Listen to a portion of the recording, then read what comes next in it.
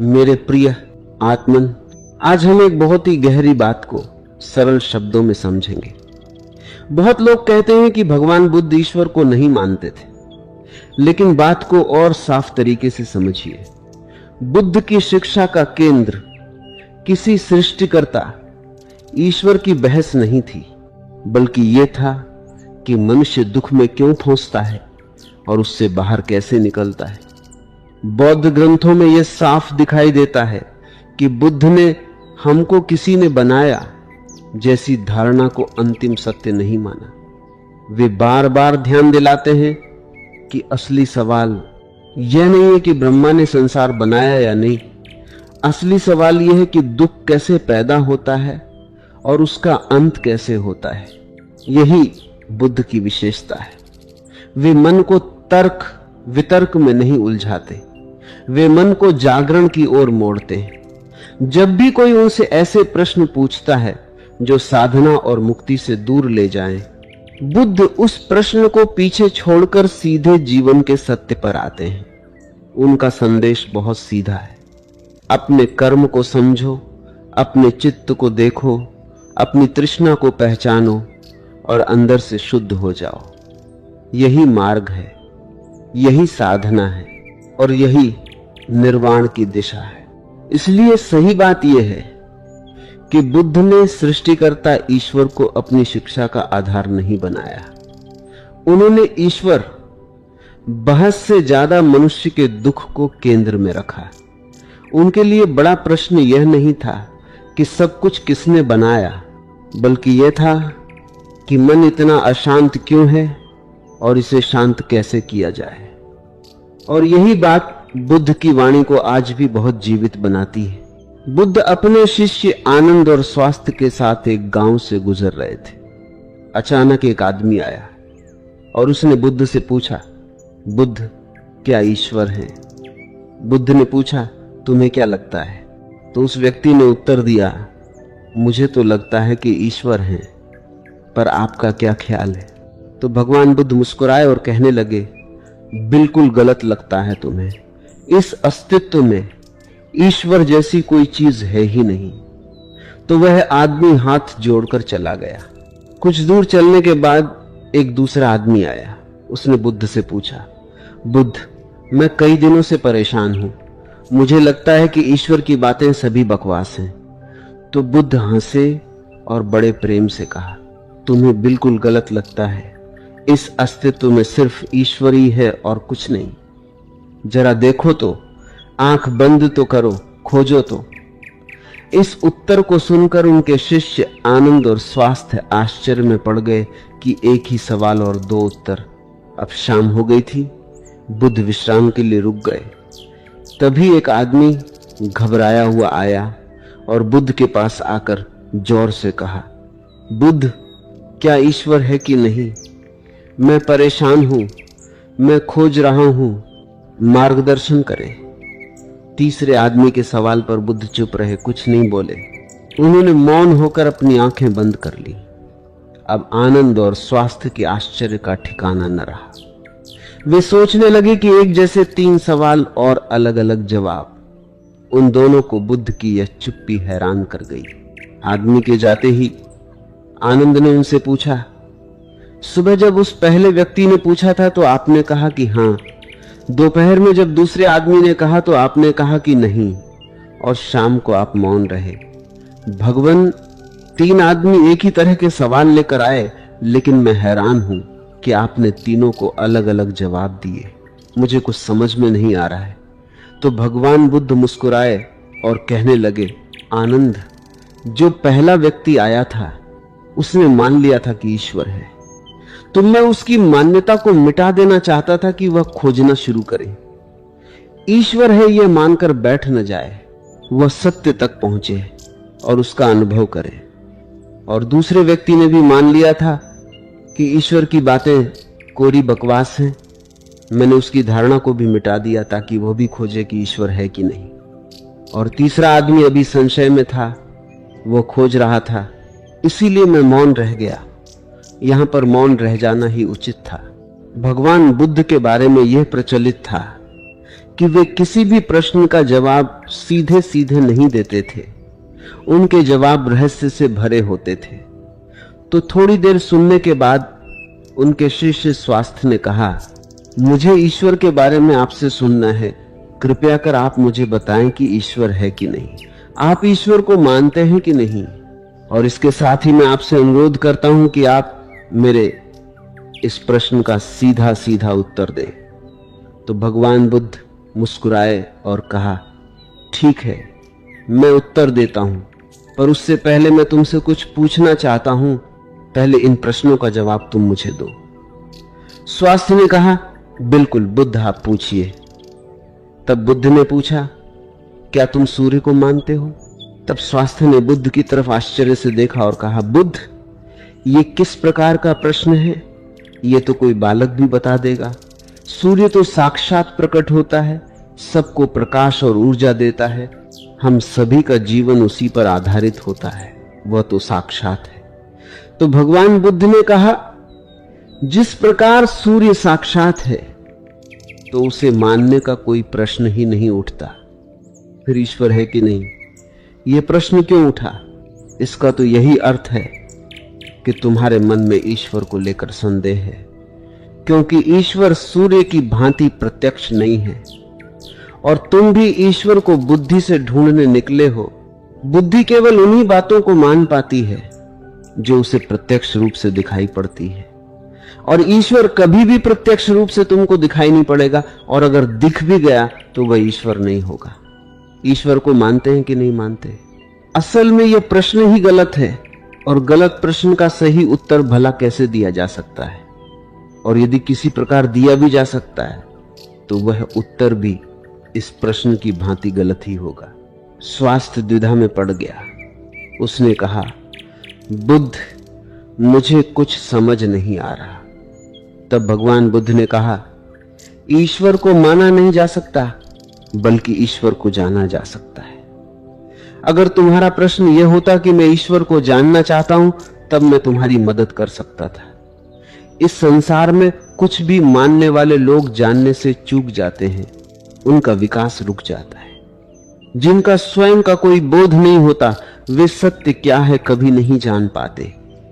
जान केवल वही पाता है जो निरंतर खोज रहा है। जानने की यात्रा थोड़ी मुश्किल है, लेकिन मानना बहुत आसान है। मानने में न कोई खर्च है, न कोई परिश्रम। किसी ने कह दिया, किसी ने आपको समझा दिया, बुद्धि संतुष्ट हो गई और आपने मान लिया। लेकिन मानकर रुक जाने वाले लोग इस संसार के सबसे अभागे प्राणी हैं। बोध के बिना ज्ञान व्यर्थ होता है। तो अगले दिन सुबह वही जिज्ञासु जिसके प्रश्न पर बुद्ध शांत मौन हो गए थे, फिर से आया और उसने बुद्ध से प्रश्न किया, हे बुद्ध, आप शाम को मौन हो गए थे। मेरे जीवन का एक ही लक्ष्य रहा है कि ईश्वर को खोज लूं, वो कहां है, कैसा है, उनसे ब्रह्म ज्ञान की प्राप्ति कर लूं। और मैंने सुना है कि आपको ब्रह्म ज्ञान उपलब्ध हुआ है, तो आप अवश्य ही ईश्वर से मिले होंगे। तो क्या आप ईश्वर की खोज में मेरी सहायता नहीं करेंगे? तो बुद्ध ने कहा, जिसे तुम खोज रहे हो उसे तुमने कहां कहां खोजा है? तो वह जिज्ञासु बोला, बुद्ध, मैंने सभी तीर्थ, सभी मंदिर और पूरी दुनिया का भ्रमण किया। यज्ञ, हवन, बड़े बड़े अनुष्ठान सब पूरे किए। मैंने वह सभी कार्य किए जो मुझे ईश्वर प्राप्ति के लिए कहे गए थे, लेकिन फिर भी मुझे आज तक ईश्वर नहीं मिले। तब मुझे किसी ने बताया कि आपको परम ज्ञान उपलब्ध हुआ है। इसका मतलब आपने ईश्वर को जरूर देखा होगा। तो क्या आप मेरी सहायता करेंगे? बुद्ध ने कहा, मेरा एक सफेद मोती खो गया है, मैं उसी को खोज रहा हूं। क्या तुम मेरी सहायता कर सकते हो? वह जिज्ञासु बोला, हां, मैं बिल्कुल कर सकता हूं। मैं अभी आपका मोती खोज कर दे देता हूं। वह मोती ढूंढने लगा। धीरे धीरे समय बीतता जा रहा था। काफी समय ढूंढने के बाद भी मोती नहीं मिला। तो वह बुद्ध के पास गया और बोला, मैंने बहुत ढूंढा, लेकिन वह मोती मुझे नहीं मिला। यह सुनकर बुद्ध ने कहा, वह मोती अगर तुम मुझे ढूंढ कर दे दोगे तभी मैं तुम्हारी कोई करूंगा। क्या तुम्हें तुम्हारे सवालों का जवाब नहीं चाहिए? तो वह जिज्ञासु फिर से मोती ढूंढने लगा, लेकिन काफी समय बीत जाने के बाद वह बुद्ध के पास आकर बोला, आप ठीक से याद करके बताइए कि मोती कहां खोया था। तो भगवान बुद्ध ने मुस्कुराते हुए कहा, वह मोती तो मेरी कुटिया में खोया था। तो वह आदमी बहुत झुंझला गया और कहने लगा, आप मुझे मूर्ख बना रहे हैं। आप केवल ज्ञानी होने का ढोंग करते हैं। आपको इतना नहीं पता कि जो चीज कुटिया में खोई है वो बाहर कैसे मिल सकती है। वो कुटिया में ही मिलेगी, आपको उसे वहीं खोजना चाहिए था। तो बुद्ध मुस्कुराते हुए बोले, मैं भी तो तुम्हें यही समझाना चाहता हूं। जो चीज तुम्हारे भीतर खो गई है वह चीज तुम्हें बाहर कैसे मिलेगी। तुम कई वर्षों तक बाहर खोजबीन करते रहे, लेकिन एक पल के लिए भी तुमने अपने भीतर खोजा। अपने अंदर खोजो, तब तुम्हें ज्ञान मिलेगा। यह सुनकर जिज्ञासु बोला, हे बुद्ध, आपकी बात तो मैं समझ गया, लेकिन अभी भी मैं ये नहीं समझ पा रहा हूं कि मैं अपने अंदर क्या खोजूं। बुद्ध बोले, तुम अपने ईश्वर को खोजना चाहते हो ना, पर क्या तुमने कभी अपने आप को खोजा है? जिज्ञासु बोला, बुद्ध, मैं अपने आप को जानता हूं। मैं अपना नाम, पद, काम, परिवार, जब से मैंने जन्म लिया है तब से ये सभी चीजें जानता हूं। मैं कुछ भी नहीं भूला हूं। तो फिर मुझे और क्या जानने की जरूरत है? मैं क्या जानूं? तब बुद्ध ने कहा, अभी बताओ, इस समय तुम्हारे सबसे नजदीक कौन है? जिज्ञासु बोला, इस समय तो आप ही मेरे नजदीक हैं। बुद्ध ने कहा, उससे भी ज्यादा नजदीक कौन है? उसने कहा, आपसे ज्यादा नजदीक तो हवा है। बुद्ध ने कहा, हवा से ज्यादा नजदीक क्या है? जिज्ञासु सोचकर बोला, हवा से ज्यादा नजदीक तो मेरे वस्त्र हैं। तब बुद्ध ने कहा, और इन वस्त्रों से ज्यादा नजदीक क्या है? तब जिज्ञासु बोला, इससे ज्यादा नजदीक तो कुछ भी नहीं है। तब बुद्ध ने कहा, अपनी आंखें बंद करो, बिल्कुल शांत होकर अपने भीतर खोजो। तुम्हारे भीतर क्या है? विचारों को हटा दो और ध्यान दो, तुम्हारे नजदीक क्या है? थोड़े समय बाद बुद्ध उससे पूछते हैं, तुम्हारे सबसे नजदीक क्या है? जिज्ञासु बोला, पहले ऐसे लगा मेरी सांसें मेरे सबसे ज्यादा नजदीक हैं, लेकिन धीरे धीरे मेरी सांसें मुझसे दूर होती चली गईं। फिर मुझे लगा कि मेरी दिल की धड़कन मेरे सबसे ज्यादा नजदीक है, और वह भी धीरे धीरे मुझसे दूर हो गई। मैं खुद से ही दूर हो गया। मुझे अलग अनुभव हुआ। मैं कहीं नहीं हूं, फिर भी हूं बुद्ध। मैं इस चीज को अभी भी नहीं समझ पा रहा हूं, ये क्या है? बुद्ध मुस्कुराए और कहने लगे, अब तुम सही खोज कर रहे हो। शीघ्र ही तुम्हें तुम्हारा मोती मिल जाएगा। वह जो तुम्हें समझ नहीं आ रही थी वह समझ आ जाएगी। यह सुनकर जिज्ञासु ने बुद्ध से अपनी अभद्रता के लिए माफी मांगी और उनका आभार व्यक्त किया कि आपने मुझे ज्ञान का रास्ता दिखाया। तो ईश्वर को मानो नहीं, जानो।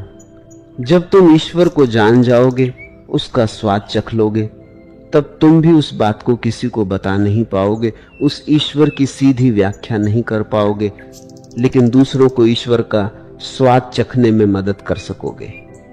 बुद्ध तत्व संबंधित प्रश्न जैसे ईश्वर व आत्मा, इनसे संबंधित प्रश्नों से बचा करते थे, उनका उत्तर नहीं देते थे, और अगर कहीं विवशता पड़ी, उसका उत्तर देना पड़ा, तो वे उदाहरण के माध्यम से समझाने का प्रयास करते थे।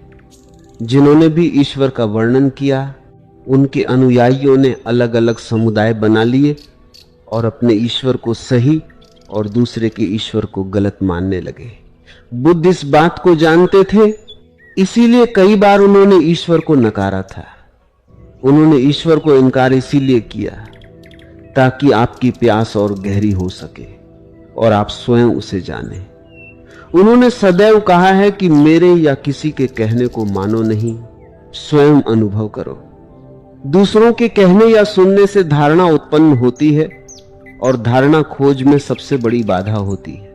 बचपन से ही सभी को सिखाया जाता है कि यही हमारे इष्ट हैं, यही हमारे भगवान हैं, और इसीलिए वह बच्चा जो कि खोजी हो सकता था, जो जिज्ञासु हो सकता था, उसकी जिज्ञासा वहीं पर समाप्त हो जाती है और वह बच्चा जीवन पर्यंत उन कर्मकांडों में लगा रहता है जो कि दूसरों ने उसे बताए थे। वो खुद का मार्ग कभी तलाश ही नहीं पाता। और यही धारणा पीढ़ी दर पीढ़ी हर धर्म में चली आ रही है, और इसीलिए ईश्वर को तलाशने वाले लोग बहुत कम बचे हैं। बुद्ध हमेशा कहते थे कि मानना तो बहुत आसान है, किसी ने कहा और आपने मान लिया। इससे आपकी खोज हमेशा के लिए समाप्त हो गई। अगर आपको सच में खोजना है तो उसके लिए आपके मन में संशय होना चाहिए। संशय होगा तभी सवाल उठेंगे, और सवाल उठेंगे तभी आप किसी को जान पाओगे। वह तो सारी धारणाओं से परे है, क्योंकि धारणा बुद्धि का ही अस्तित्व होता है, और बुद्धि से उसे कभी जाना ही नहीं जा सकता। अगर उसे जानना है तो बुद्धि के पार जाना होगा, और बुद्धि के पार जाने के लिए आपको अपनी धारणा यहीं पर मिटा देनी होगी।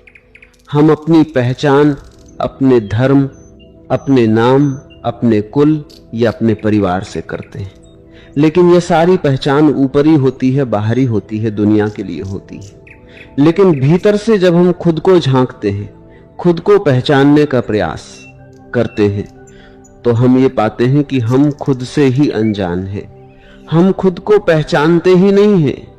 मैं कौन हूं? यही सवाल अपने आप से बार बार पूछने पर आप अपने भीतर उतरते हैं। रमण महर्षि, जो कि एक बहुत बड़े दार्शनिक हुए हैं, बहुत बड़े संत हुए हैं, वे यही ध्यान अपने से करवाते थे। अपने आप से सवाल करो, अपने मन में यह सवाल उठाओ कि मैं कौन हूं, मैं कौन हूं। और बार बार जब हम ये सवाल अपने आप से पूछते हैं, तो हम अपने भीतर उतरते चले जाते हैं, जहां पर हमें अपने वास्तविक स्वरूप के दर्शन होते हैं, और वहीं पर हमें परमात्मा या फिर भगवान के दर्शन प्राप्त होते हैं। ईश्वर वहीं पर बसता है।